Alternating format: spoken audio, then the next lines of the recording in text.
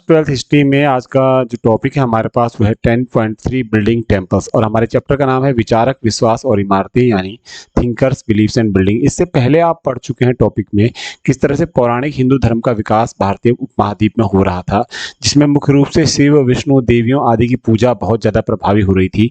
शिव जो है लिंग रूप में और मूर्ति रूप में पूजे जा रहे थे और विष्णु भगवान के अवतारों की विभिन्न मूर्तियां भारत देश में बनाई जा रही थी। और इसमें मूर्तियों को निर्माण करा जा रहा था और साथ ही मूर्तियों को मंदिरों में रखा जा रहा था, उनकी पूजा की जा रही थी।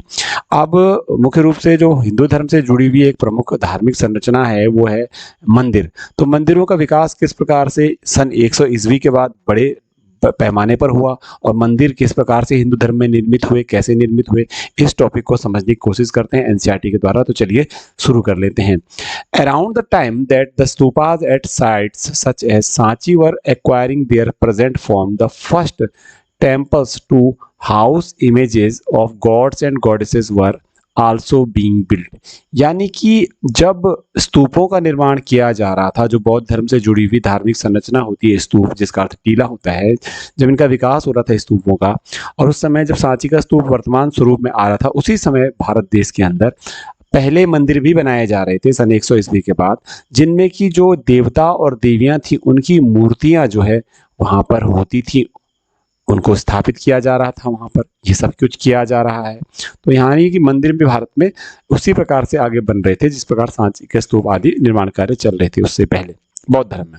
The early temple was a small square room called the गर्भगृह। ध्यान दीजिएगा, early temple was a small square room called गर्भगृह। अगर आप किसी बड़े मंदिर में या किसी भी मंदिर में प्रवेश करेंगे तो मंदिर आमतौर पर कुछ इस तरह का हो सकता है या होता है।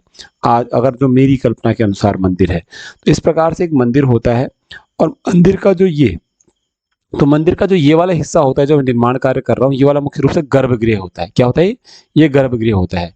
तो शुरुआती मंदिर जो बनाए गए हिंदू धर्म में वो एक छोटे वर्गाकार कमरे होते थे जिसको गर्भगृह कहते हैं। तो गर्भगृह वह जगह होती है जहां पर मुख्य रूप से देवता की मूर्ति रखी जाती है, जो पवित्र माना जाता है और जहां पर लोग दर्शन करने के लिए जाते हैं। With a single doorway for the worshipper to enter and offer worship to the image. गर्भगृह वो जगह है जहां पर जो मुख्य रूप से व्यक्ति है जिसको आराधना करनी है, पूजा करनी है, वह एक ही गेटवे से या एक ही रास्ते से उसमें प्रवेश करता है और उसी से बाहर आता है जिसमें कि वहाँ मूर्ति रखी होगी। तो मान लीजिए ये मंदिर है, तो मंदिर का ये गेट है, तो यहाँ से प्रवेश करेंगे गर्भगृह में, अंदर मूर्ति होगी और यहाँ से प्रवेश करने के बाद बाहर भी आएंगे पूजा करने के बाद। ठीक है, एक ही गेटवे होता था। Gradually a tall structure known as the, अब यहाँ पर क्या हुआ, ग्रेजुअली क्या हुआ कि एक टॉल स्ट्रक्चर सामने आने लगे। टॉल स्ट्रक्चर का यहाँ पर क्या मतलब होगा, टॉल स्ट्रक्चर का मतलब यहाँ पर ये होगा कि एक बड़ी संरचना धीरे धीरे आगे निर्माण कार्य में हो जाएगा। तो टॉल स्ट्रक्चर में मुख्य रूप से क्या है कि वो है आपका शिखर। तो जब एक बार गर्भगृह का निर्माण हो गया, मान लीजिए गर्भगृह बनाया गया, धीरे धीरे इसके बाद एक शिखर का निर्माण करने लग गया। शिखर मंदिर के गर्भगृह के ऊपर ऊंचाई की ओर जाता हुआ होता है और यह शिखर कहलाता है। तो शिखर का निर्माण गर्भगृह के ऊपर बड़ी संरचना का होने लग गया, जिसका निर्माण मुख्य रूप से सेंट्रल साइन यानी सीधे गर्भगृह के अंदर ही होता था। अगर बात करेंगे इस मंदिर की, आपको एक मंदिर दिखाई दे रहा है, टेम्पल एट देवगढ़। देवगढ़ उत्तर प्रदेश में 5वीं सदी का गुप्त काल का एक मंदिर है, जिसमें आप ये देख सकते हो जो स्ट्रक्चर मैं दिखा रहा हूँ, कहीं ना कहीं इस प्रकार का स्ट्रक्चर ये शायद रहा होगा, कुल मिलाकर इस तरह का।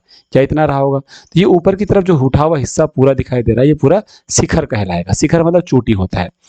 Temple walls were often decorated with sculpture. आमतौर पर जो मंदिर भारत देश में शुरुआत में बनाए जा रहे थे, उनकी दीवारों पर धीरे धीरे करके मूर्तियां बनाई जाने लग गई, मूर्तियों से उनको सजाया जाने लग गया था। ठीक है, later temples became far more elaborate with assembly halls, huge walls and gateways.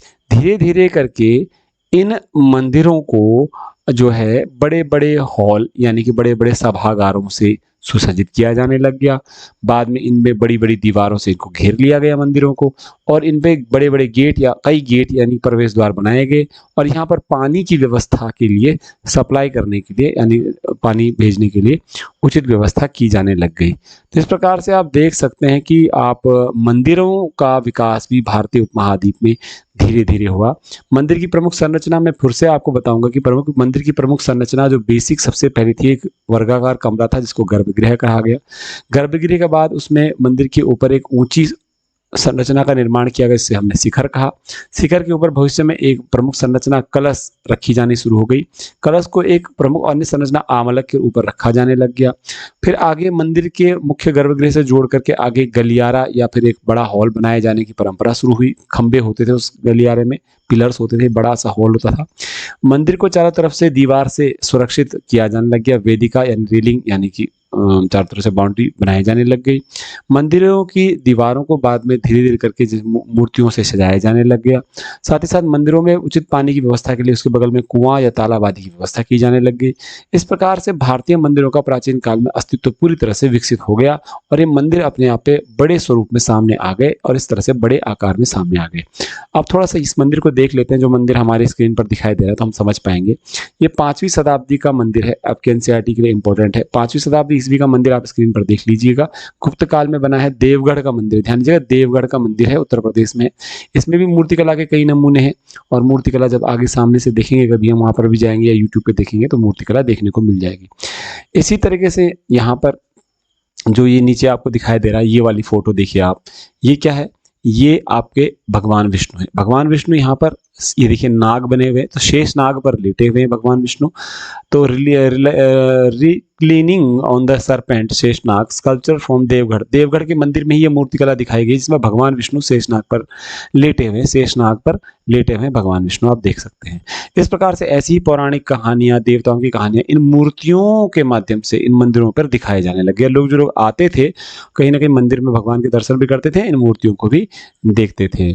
तो ये हो गया। अब अगले पार्ट की तरफ हम जा रहे हैं। अगला पार्ट इसी पे एनसीईआरटी का है, वो है one of the unique features of early temples was that some of these were hollowed out of huge rocks।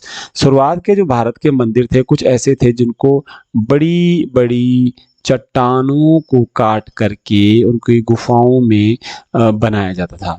तो ये कुल मिलाकर के आर्टिफिशियल गुफाओं के रूप में भी मंदिरों का निर्माण हुआ। बोल रहा है ना कि शुरुआती जो मंदिर थे वो जो है पहाड़ों को काट करके भी बनाए गए थे। The tradition of building artificial caves was an old one. Bharat में कृत्रिम गुफाएं बनाने की परंपरा बहुत पुरानी थी। जैसे एग्जाम्पल यहाँ पर दे रहा है एनसीईआरटी में, अगर आप एनसीईआरटी के एग्जाम्पल को देखेंगे तो मैं उसको आपको दिखाना चाहूँगा। यहाँ पर मैं इसको जूम करना चाहूँगा, आप ढंग से इसको देख पाएंगे।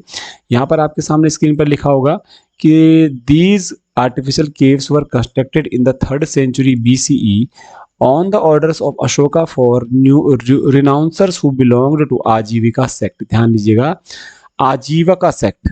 भारत में आपने देखा होगा कि बौद्ध साहित्य में कहा गया है कि पूरे भारत में 64 चिंतन संप्रदाय थे। There were 64 schools of thought in India during the Buddhist period according to Buddhist text. बौद्ध धर्म के अनुसार 64 चिंतन परंपराएं थी, 64 प्रकार की विचारधाराएं चल रही थी भारत में, जिनमें आजीवक संप्रदाय भी था, जिसको हमने आमतौर पर कई बार आजीवक संप्रदाय को नियतिवादी संप्रदाय भी कहा जाता है, जिनका मानना है कि सब कुछ भाग्य में लिखा हुआ है, जो पहले से निर्धारित है वही होगा। तो सम्राट अशोक के द्वारा जो है आजीवक संप्रदाय के भिक्षुओं के लिए, साधुओं के लिए, तपस्वियों के लिए, सन्यासियों के लिए गुफाएं, कृत्रिम गुफाएं तैयार करवाई गई थी। और वो कहाँ पर तैयार कराई थी, इस चित्र को देखिएगा, यहाँ पर लिखा होगा entrance to a cave at Barabar, Bihar, 3rd century BCE। यानी बिहार में बराबर गुफाएं प्रसिद्ध हैं। नाम है उनका बराबर पहाड़ियाँ। तो बराबर की पहाड़ियों में गुफाओं का निर्माण करवाया सम्राट अशोक ने आजीवक संप्रदाय के तपस्वियों के लिए। तो आप देख सकते हैं ये किस प्रकार से बहुत अच्छी संरचना, बड़ी सुंदर संरचना एक प्रवेश द्वार की दिखाई दे रही है। यहाँ पर आजीवक संप्रदाय के यानी कि जो नियतिवादी लोग थे यहाँ पर तपस्या किया करते थे, तो अशोक ने इनको दान में दिया था। तो ये अपने आप में गुफा परंपरा भारत की है। This tradition evolved through various stages and culminated much later in the 8th century in the carving out of an entire temple that of Kailashnath, a name of Shiva. जैसे भारत में कृत्रिम गुफाओं में के अंदर जो है ध्यान करने की परंपरा थी अशोक के समय में, उसी प्रकार से जब ये पहाड़ों को काटकर गुफा बनाने की परंपरा आगे बहुत विकसित हुई, और इससे क्या हुआ, बाद में भविष्य में एक पूरा का पूरा मंदिर ही बना लिया गया। क्या बना लिया गया? मंदिर ही बना लिया गया।